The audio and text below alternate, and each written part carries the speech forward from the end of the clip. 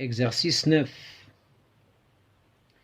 Le minaret de la mosquée Hassan II est surmonté d'un jamour composé de 3 boules.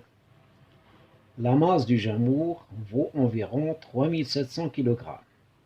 Calculez le poids, ça veut dire l'intensité du poids du jamour. On donne G est égal à 9,81 N par kg. Donc l'intensité du poids du jamour est l'application littéraire P est égal à 1 fois G. P est égal à 3700 kg fois 9,81 N par kg. Donc P est égal à 36 297 N.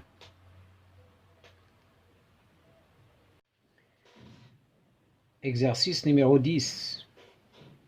Le poids d'une pierre sur la Lune vaut 4 newtons. La première question, calculer la masse de la pierre. Deuxième question, calculer son poids sur Terre. On donne G sur la Lune est égal à 1,62 N par kg. G sur Terre est égal à 9,81 N par kg. Donc pour la première question, calcul de la masse de la pierre. PL est égal à 1 fois GL, d'où la masse est égale à P sur G. 4 N divisé par 1,62 N par kg donne M est égal à 2,47 kg. La deuxième question. Calcul de l'intensité du poids de la pierre sur la Terre. On sait que PT est égal à 1 fois GT, l'intensité de pesanteur sur la Terre. Application numérique. PT est égal à 2,47 kg qu'on a trouvé dans la première question, fois 9,81 N par kg. PT est égal à 24,23 N. Exercice numéro 11. Lors d'une séance de travaux pratiques, on relève les mesures regroupées dans le tableau ci-dessous. Donc vous avez les mesures de la masse et les intensités de poids en newtons. La première question, on vous demande de représenter sur un papier millimétré la variation de l'intensité du poids en fonction de la masse. La deuxième question, déterminer la valeur de l'intensité de pesanteur.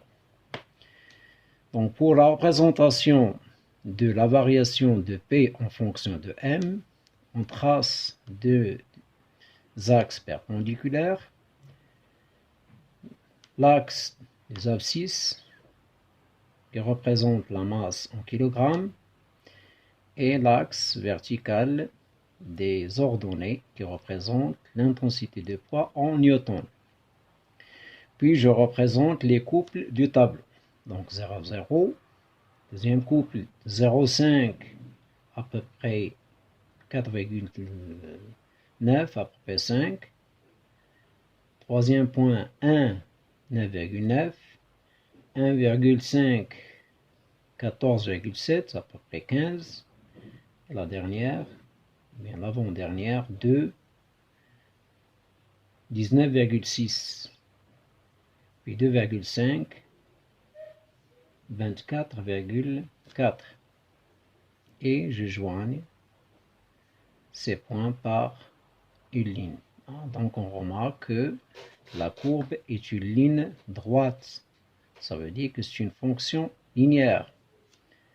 C'est-à-dire que P est proportionnel à M. Maintenant, la deuxième question. Détermination graphiquement de G. Donc, je prends un point. Par exemple, je prends ce point-là. Je l'appelle le point, par exemple, M. D'abscisse 2 kg et d'ordonnée 19,6 newtons. Donc le coefficient de proportionnalité G est égal à P sur M. G est égal à 19,6 newtons sur 2. Donc G est égal à 9,8 newtons par kilogramme.